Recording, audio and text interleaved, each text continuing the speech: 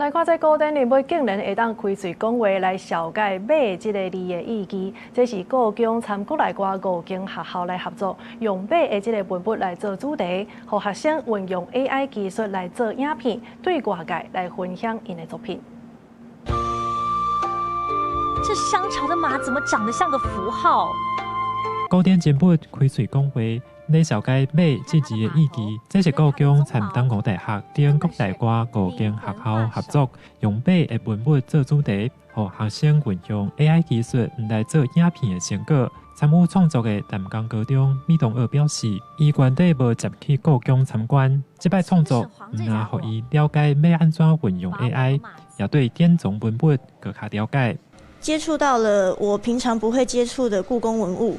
那學習過程中，因為需要用到 AI 啊，然後還有一些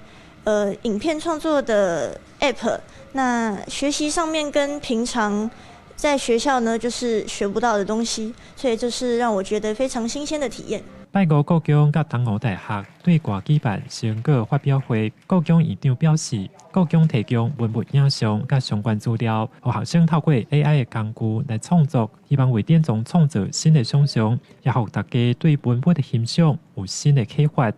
我們要跟上這樣的一個潮流，然後透過故宮的文物，然後知識，然後還有大學的USR 的一個社會責任，然後